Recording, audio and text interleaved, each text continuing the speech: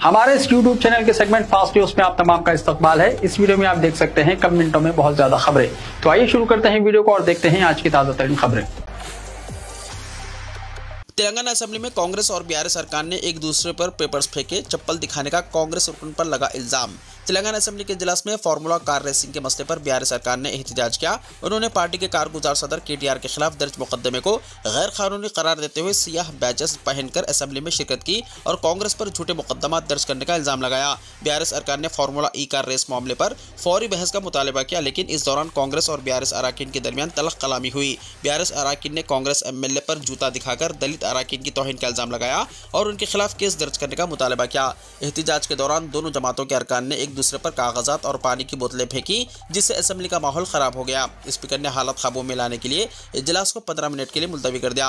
कांग्रेस ने इल्जाम लगाया कि बीआरएस के अरकान ने स्पीकर की तौहीन की, जबकि बीआरएस ने दलित स्पीकर की बेइज्जती पर कांग्रेस से मुआफी का मुतालबा किया। यह इजलास हंगामे और एहतजाज के बाइस अफरा तफरी का शिकार रहा। केटीआर को हाईकोर्ट से राहत, 30 दिसंबर तक गिरफ्तार न करने पुलिस को हिदायत। बीआरएस वर्किंग सदर केटी रामाराव को तेलंगाना हाईकोर्ट से बड़ी राहत मिली है। फार्मूला ई रेसिंग मामले में मुकदमे का सामना करने वाले केटी रामाराव ने मुकदमे को कलादुम करने के लिए अदालत का दरवाजा खटखटाया। केटीआर की लंच मोशन पिटीशन की समाअत करके हाईकोर्ट ने 30 दिसंबर तक इन्हें गिरफ्तार न करने की पुलिस को हिदायत दी। इस मामले की आइंदा समाअत 27 दिसंबर को मुकर्रर की गई है। वाज़ेह है कि एंटी करप्शन ब्यूरो ने केटीआर के खिलाफ फार्मूला ई रेसिंग मामले में 55 करोड़ की मुबैना बेकायदगियों पर मुकदमा दर्ज किया। गिरफ्तारी से बचने केटीआर हाई कोर्ट से रुजू हुए और सुप्रीम कोर्ट वकला के जरिए लंच मोशन पिटीशन दायर की। फरीकैन की समाअत के बाद हाईकोर्ट ने उबूरी राहत में पुलिस को हिदायत दी कि केटीआर को 30 दिसंबर तक गिरफ्तार न किया जाए। अदालत ने वाज़ेह किया कि एंटी करप्शन ब्यूरो से दायर मुकदमे की तहकीकात जारी रहेंगी। हाईकोर्ट ने हुकूमत को अंदरून 10 दिन जवाबी हलफनामा दाखिल करने की हिदायत देकर आइंदा समाअत 27 दिसंबर को मुकर्रर की। अमित शाह को काबीना से बरतरफ करने का मुतालबा, इहाता तेलंगाना असेंबली में कांग्रेस का एहतजाज। सदर तेलंगाना प्रदेश कांग्रेस बी महेश कुमार गौड़ एमएलसी की क़यादत में रियासती वजीर पूनम प्रभाकर और कांग्रेस अराकीन असेंबली और कौंसिल ने मेमार दस्तूर अम्बेडकर के खिलाफ अमित शाह के तौहीन आमेज रिमार्क्स पर एहतजाज किया और मरकजी वजीर दाखिला अमित शाह को वजारत से बरतरफ करने और उनके खिलाफ फौजदारी मुकदमा दर्ज करने का मुतालबा किया। एहतजाजी अरकान जो हाथों में अम्बेडकर की तस्वीर और प्ले कार्ड्स थामे हुए थे, असेंबली के अहाते में अम्बेडकर के मुजस्समे के पास पहुंचे और दस्तूर की हिफाजत कौन करेगा, हम करेंगे के नारे बुलंद किए। बादअज़ा कायदीन ने असेंबली मीडिया पॉइंट पर बात करते हुए अम्बेडकर के खिलाफ मरकजी वजीर दाखिला के कल पार्लियामेंट में दिए गए तौहीन आमेज रिमार्क्स की शदीद मजम्मत की और अमित शाह को वजारती ओहदे से बरतरफ करने का मुतालबा किया। रियासती वजीर पूनम प्रभाकर ने मरकजी वजीर और सदर रियासती बीजेपी जी किशन रेड्डी और मरकजी वजीर बंडी संजय से अम्बेडकर के खिलाफ अमित शाह के तौहीन आमेज रिमार्क्स पर अपना रद्दअमल जाहिर करने पर जोर दिया। उन्होंने कहा कि मुल्क की आज़ादी में बीजेपी कायदीन का कोई रोल नहीं है। तहरीक आज़ादी के दौरान बीजेपी कायदीन अंग्रेजों के प्यादों की तरह काम कर रहे थे। उन्होंने अमित शाह के खिलाफ फौजदारी मुकदमा दर्ज करने का मुतालबा किया। आइम्मा इकराम का बकाया एजाज़िया जल्द जारी किया जाएगा, सीता अक्का ने कहा। रियासती वज़ीर बहबूद ख़वातीन और अतफ़ाल सीता अक्का ने कहा है कि हुकूमत पर आइम्मा इकराम का एजाज़िया माह अगस्त से बाकी है। 5 महीने का बाकी एजाज़िया जल्द ही जारी किया जाएगा। उन्होंने कहा है कि कांग्रेस के इख्तिदार में आने से पहले अक़लियतों से जो वादे किए गए थे, इन पर ज़रूर अमलावरी की जाएगी। सीता अक्का आज कौंसिल में वक्फ़े सवालात में अरकान के सवालों का जवाब दे रही थी। उन्होंने कहा कि हुकूमत आइम्मा इकराम के एजाज़िया को मंजूरी देगी, जिसे जल्द जारी किया जाएगा। उन्होंने कहा है कि नवंबर 2023 से जुलाई 2024 तक आइम्मा इकराम को एजाज़िया जारी किया गया। चरलापल्ली रेलवे टर्मिनल का अनकरीब इफ्तिताह। ग्रेटर हैदराबाद के मेडचल मलकाजगिरी जिले में तकरीबन 430 करोड़ रुपए की लागत से तामीर करदा चरलापल्ली रेलवे टर्मिनल इफ्तिताह के लिए तैयार है। वज़ीर रेलवे अश्विनी विष्णु, वज़ीर कोयला किशन रेड्डी इस महीने की 28 तारीख को इस टर्मिनल का इफ्तिताह करेंगे। चरलापल्ली टर्मिनल जदीद तरीन टेक्नोलॉजी के साथ तैयार किया गया है। यहाँ पर मुसाफिरों को मुफ्त वाईफाई की सहूलत फराहम की जाएगी। फिलहाल 2 MMTS प्लेटफॉर्म के साथ 9 platform, 2 foot overbridge, 6 escalators, food court, restaurants, मुसाफिरों के इंतजार के लिए एसी और नॉन एसी कमरे, दोनों तरफ रिजर्वेशन काउंटर और टिकट काउंटर कायम किए गए हैं। टर्मिनल के खुलने के बाद यहां से 25 जोड़ी ट्रेनें चलेंगी। रोजाना तकरीबन 50,000 मुसाफिरों के सफर की तवक्को है। इस वक्त यहां 13 जोड़े ट्रेनें रुकती हैं। इनमें बुनियादी तौर पर Kagaznagar intercity, Krishna express, Guntur intercity, यालगुड़ा express, Secunderabad Warangal push pull, Sabari Satavahana, Kakatiya express, Lingampalli, Ghatkesar MMTS ट्रेनें शामिल हैं। इस टर्मिनल की वजह से नामपल्ली, काचीगुड़ा और सिकंदराबाद सिकंदराबाद रेलवे स्टेशनों पर दबाव काफ़ी हद तक कम हो जाएगा। इसके साथ ही सिकंदराबाद रेलवे स्टेशन के तरक्याती कामों को मज़ीद तेज़ी से मुकम्मल करने का मौका मिलेगा। साउथ सेंट्रल रेलवे के एक ओहदेदार ने बताया कि शहर के मुजाफात में लिंगमपल्ली से आने वाली ट्रेनों के लिए सिकंदराबाद स्टेशन जाने के बजाय सनत नगर और उमुगोड़ा के रास्ते पर चल्लापल्ली टर्मिनल पहुंचने के इंतजाम किए जा रहे हैं। टर्मिनल के खुलने के बाद रेलवे मुसाफिरों की तंजीमें पब्लिक ट्रांसपोर्ट को बेहतर बनाने के लिए स्टेशन की तरफ जाने वाली सड़कों की तोसी चाहती है। सेविंग मशीनों की स्कीम हार्ड कॉपीज दाखिल करने की जरूरत नहीं। नायब सदर नशीन और मैनेजिंग डायरेक्टर अखिलती मालियाती कॉर्पोरेशन ने जारी करदा एक प्रेस नोट के जरिए सेविंग मशीनों के लिए वेब पोर्टल TGOBMMS पर ऑनलाइन दरख्वास्तें दाखिल करने वाले तमाम अखिलती दरख्वास्त गुजारों को मुतल्ला किया है कि इन्हें हफ्ता 21 दिसंबर से अजला में डिस्ट्रिक्ट माइनॉरिटी वेलफेयर ऑफिसर्स के पास दरख्वास्त फॉर्म्स के हार्ड कॉपीज दाखिल करने की जरूरत नहीं है। इंदिरम्मा महिला शक्ति स्कीम खवातीन की अब तक 30,000 दरख्वास्तें मौसूल। तेलंगाना में अखिलतियों की फलाह और बहबूद और तरक्की के लिए Telangana state minorities finance corporation Indiramma महिला शक्ति स्कीम के तहत मुफ्त घरेलू सिलाई मशीनें फराहम करने वाली बराह रास्त मुस्तफीद होने वाली स्कीम के लिए दरख्वास्तें वसूल कर रही है। ताहम फाइनेंस कॉर्पोरेशन की तरफ से तकसीम की गई 10,000 से ज़ायद सिलाई मशीनों के लिए खवातीन की एक बड़ी तादाद मुफ्त सिलाई मशीनों के लिए दरख्वास्तें देने पहुंची।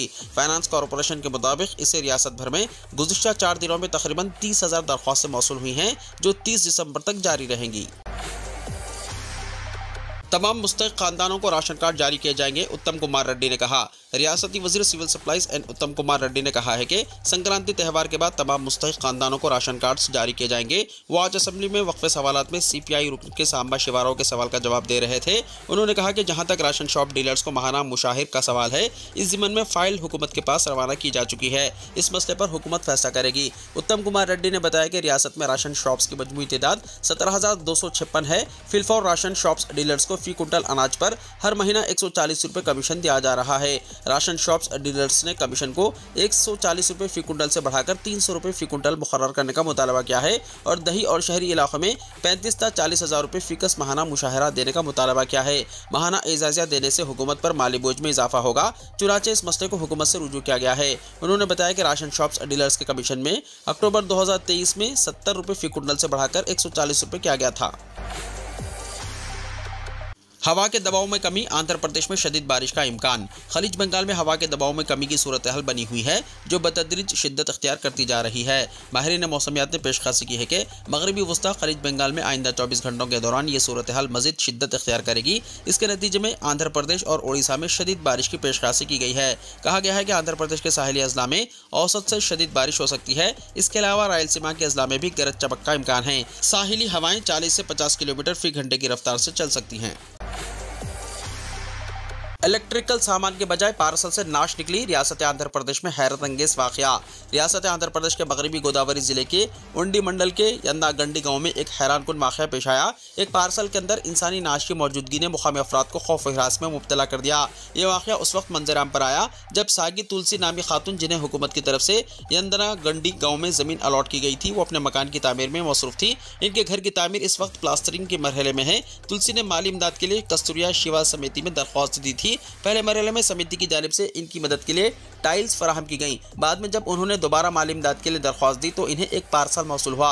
इस पार्सल में इलेक्ट्रिकल सामान की बजाय एक इंसानी नाश थी। पार्सल के अंदर एक खत भी पाया गया जिसमें 1 करोड़ 30 लाख रुपए की अदायगी का मुतालबा किया गया था और ना देने की सूरत में संगीन नतायज की धमकी दी गई थी। तुलसी के खानदान ने फौरी तौर पर पुलिस को इत्तला दी। पुलिस ने वहां पहुंचकर पार्सल की जांच की जिसमें तकरीबन 45 साल नामालूम की कटी हुई नाश पाई गई। इस वाक़े ने मुकामी लोगों को खौफजदा कर दिया है और पुलिस इस मामले की मुकम्मल तहकीकात कर रही है। हरियाणा के साबिक वज़ीर आला ओम प्रकाश चौटाला इंतकाल कर गए। हरियाणा के साबिक वज़ीर आला और Indian national Lokdal leader Om Prakash Chautala का जुमे को गुरुग्राम में दिल का दौरा पड़ने से इंतकाल हो गया। मिस्टर चौटाला की उम्र 89 साल की थी। इनके पसमानदगान में 2 बेटे अभी सिंह चौटाला और अजय सिंह चौटाला और 3 बेटियां हैं।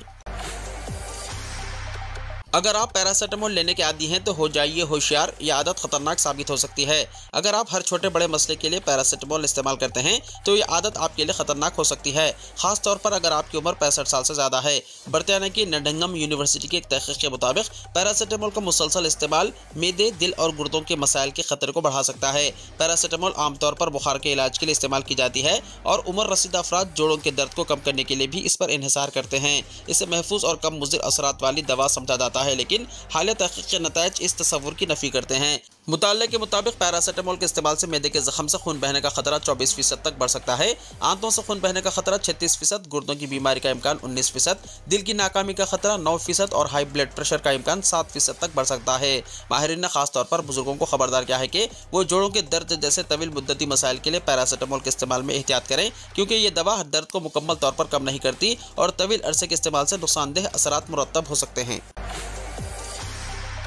चंद मिनटों में गाड़ियां राख हो गई, उड़ते परिंदे भी झुलस गए। राजस्थान के दारुल हुकूमत जयपुर में जुमे की सुबह एक अलमनाक हादसा पेश आया। जयपुर अजमेर हाईवे पर एलपीजी टैंकर और ट्रक के दरमियान तसादुम हुआ। इसके बाद जबरदस्त आग भड़क उठी। लगभग 40 गाड़ियां इस आग की लपेट में आ गई। इस वाक़े में 12 अफराद की मौत हो गई, जबकि कई अफराद जख्मी हुए। रियासत के वजीर सेहत गजेंद्र सिंह खसमन ने कहा है कि जख्मियों में से तकरीबन निस्फ की हालत इंतहाई तशवीशनाक है। जाए वक़्त पर मौजूद जयपुर के police commissioner Biju George Joseph ने बताया कि तसादुम में एलपीजी टैंकर का आउटलेट नोजल खराब हो गया, जिसकी वजह से गैस लीक हुई और आग लग गई। हुक्काम के मुताबिक हादसा सुबह 5:30 बजे के करीब पेश आया। Police commissioner Biju George Joseph ने बताया कि टैंकर के पीछे खड़ी गाड़ियों में आग लग गई। इसके अलावा मुखालिफ सिमत से आने वाली दीगर गाड़ियां भी आग की लपेट में आ गई और आपस में टकरा गई। गैस लीकेज की वजह से आग तेजी से फैल गई, जिसकी वजह से करीबी गाड़ियों में बैठे लोगों को बाहर निकलने का मौका नहीं मिला। जख्मियों को 25 से ज्यादा एम्बुलेंसों में जयपुर के SMS अस्पताल ले जाया गया। राजस्थान हुकूमत ने मरने वालों के लवाहिकीन को 5 लाख रुपए और जख्मियों को 1 लाख रुपए की इमदाद का ऐलान किया। धुएं की वजह से मुकामी लोगों ने आंखों में खारिश और सांस लेने में दुश्वारी की शिकायत की। कुछ लोगों का कहना था कि आग के शोलों से उड़ते परिंदे भी झुलस गए। मौके के करीब कुछ परिंदे मुर्दा पाए गए। इस वाक़े में हाईवे के किनारे एक पाइप फैक्ट्री को नुकसान पहुंचा है। ऐनी शाहिदीन का कहना है कि आग के शोले जाए वक़्त से तकरीबन 1 किलोमीटर दूर से दिखाई दे रहे थे। आसमान पर गहरा स्याह धुआं था और एम्बुलेंस और फायर ब्रिगेड की गाड़ियां जाए हादसे की तरफ रवाना हो गई। तालिब इल्मों को लेने के लिए जा रहे एक स्कूल वैन ड्राइवर ने सड़क पर एक शख्स को आग की लपेट में देखा। फायर डिपार्टमेंट के एक एहलकार ने बताया कि इब्तिदाई मालूमात की बुनियाद पर मानसरोवर से कुछ फायर टेंडर मौके पर पहुंचे। संभल जामा मस्जिद के सामने पूजा करने की नापाक कोशिश नाकाम। उत्तर प्रदेश का संभल जिला बदस्तूर सुर्खियों में है। जुमे के मौके पर नमाज जुमा से ऐन पहले अमन व अमान में खलल डालने के मकसद से एक शिद्दत पसंद शख्स ने जामा मस्जिद संभल में दाखिल होने की कोशिश की और मस्जिद के सामने पूजा करने का नापाक मंसूबा भी बनाया था, जिसे पुलिस ने नाकाम कर दिया। शिद्दत पसंद नौजवान की शनाख्त अजय शर्मा के तौर पर की गई है। मीडिया रिपोर्ट्स के मुताबिक भगवा गमछा ओढ़े एक शख्स जो पेशानी पर तिलक लगाए हुए था, इसने नमाज जुमा से पहले तकरीबन 1:30 बजे अचानक तारीखी जामा मस्जिद की जानिब बढ़ा और पूजा करने की कोशिश की तो वहां मौजूद पुलिस एहलकारों ने इसे रोका, जिसके बाद इसने मस्जिद के अंदर दाखिल होने की कोशिश की। ताहम पुलिस एहलकारों ने इसे वहां से हटा दिया। पुलिस ने इसके नापाक मंसूबों को कामयाब होने नहीं दिया। इस दौरान वो पुरसुकून अंदाज में मीडिया वालों से बात भी करता रहा। बाद में इस शरपसंद को पुलिस स्टेशन मुंतकिल कर दिया गया। ताहम आखिरी इत्तला मिलने तक पुलिस ने इसके खिलाफ कोई मुकदमा दर्ज नहीं किया। Additional superintendent of police Suresh Chandra ने कहा कि नौजवान जहनी तौर पर माजूर है और इसे हिरासत में लेकर पूछगुछ की जा रही है। इसका वीडियो सोशल मीडिया पर वायरल हो गया। पुलिस रवैये पर सवाल उठाए जा रहे हैं और कहा जा रहा है कि शरअंगेजी करके हालात को बिगाड़ने की कोशिश करने वाले शख्स के साथ इंतहाई नर्म रवैया रखा गया और इसे पुरसुकून अंदाज में मीडिया से बात करने और नफरत फैलाने की इजाजत क्यों दी गई। गुज़िश्ता महीने जामा मस्जिद के सर्वे के खिलाफ मुसलमानों ने जबरदस्त एहतजाज किया था। इस दौरान फायरिंग में कई मुस्लिम नौजवान जाँ बहक हो गए थे। कबल से कुछ शिद्दत पसंदों ने मंदिर को तोड़कर जामा मस्जिद तामीर करने का इल्जाम करते हुए मुकामी अदालत में अर्जी दाखिल की थी, जिसके बाद अदालत ने सर्वे का हुक्म दिया था। संभल के रुकने पार्लियामेंट ज़ियाउर रहमान बरक के घर पर बुलडोजर की कार्रवाई। संभल के रुकने पार्लियामेंट और समाजवादी पार्टी के लीडर ज़ियाउर रहमान बरक के घर पर बुलडोजर की कार्रवाई की गई। इंतजामिया और म्युनिसिपल टीम ने जुमे के रोज उनके घर के बाहर बनाई गई सीढ़ियों को मुनहदम कर दिया। गुज़िश्ता 24 घंटों के दौरान ये 5वीं कार्रवाई है। इससे पहले महकमा बरक़ी के ओहदेदारों ने उनके घर पर धावा करते हुए बरक़ी चोरी का मुकदमा दर्ज किया। इनके वालिद पर अफसरान को धमकाने का केस दर्ज हुआ। घर का कनेक्शन काटा गया और अब इनके घर पर बुलडोजर चलाया गया। महकमा बरक़ी के ओहदेदारों ने जुमे को बरक़ के खिलाफ बरक़ी चोरी का मुकदमा दर्ज किया और उनके घर का कनेक्शन काट दिया। शाम को इन पर 1,91,00,000 रुपए का जुर्माना आयद किया गया। महकमे बरक़ी के इंजीनियर विनोद कुमार गुप्ता ने बताया कि MP बरक़ के घर पर 2-2 किलोवाट के 2 कनेक्शन थे, एक MP के नाम पर और दूसरा इनके दादा के नाम पर। गुज़िश्ता 6 महीने से इनकी बरक़ी का खर्च सिफर दिखाया जा रहा था। इसके बाद 2 दिन पहले हमने वहां स्मार्ट मीटर नस्ब किया। जुमेरात की सुबह जब घर की जांच की गई तो मालूम हुआ कि वहां 16 किलोवाट बरक़ी इस्तेमाल हो रही है। मीटर की जांच से पता चला कि पुराने मीटरों में छेड़छाड़ करके बरक़ी चोरी की जा रही है, जिस पर दफ़ा 135 के तहत FIR दर्ज की गई। MP के वालिद अब्दुल रहमान बरक़ पर इल्जाम है कि उन्होंने जूनियर इंजीनियर VK गंगल और अजय शर्मा को जांच के दौरान धमकी दी। रिपोर्ट में कहा गया है कि हम MP बरक़ के घर में बरक़ी के हालात की जांच कर रहे थे, तब इनके वालिद ने कहा कि जब हमारी हुकूमत आएगी तो तुम्हारा बुरा हाल करेंगे। इस सिलसिले में निखास पुलिस स्टेशन में रिपोर्ट दर्ज करवाई गई। आखिर डेंगू बीमारी क्या है जो अफ्रीका के लोगों को नाचने पर मजबूर कर रही है?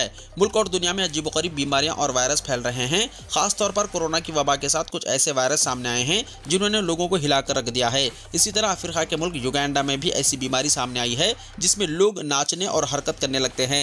दर हकीकत ये बीमारी डेंगू ज्यादातर युगांडा के बंडी बोगियो अजला की खवातीन और लड़कियों को मुतासिर कर रही है, जिसकी वजह से इनका जिस्म कांपता है, इन्हें चलने में दुश्वारी होती है और जिस्म जोर से कांपने लगता है और ऐसा लगता है कि ये खवातीन नाच रही हैं। रिपोर्ट्स के मुताबिक युगांडा के जिले बंडी बोगियो में डेंगू की बीमारी पहली बार सामने आई है। इस बीमारी में मुब्तला अफराद में अजीबोगरीब अलामत जाहिर हो रही हैं। ऐसा महसूस होता है कि बीमार नाच रहा है और अपने जिस्म को बहुत हिला रहा है।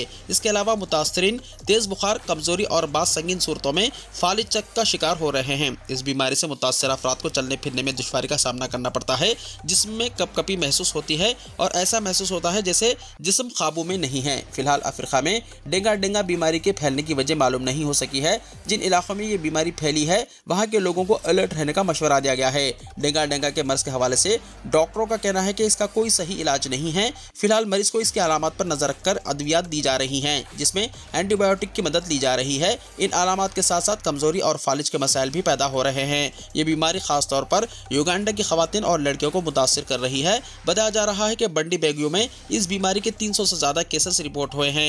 अगरचे किसी की मौत नहीं हुई, लेकिन ये बीमारी पहली बार साल 2023 में दरियाफ्त हुई थी। इस पर डॉक्टर भी नमूने लेकर तज्जिये के लिए वजारत सेहत को भेज रहे हैं।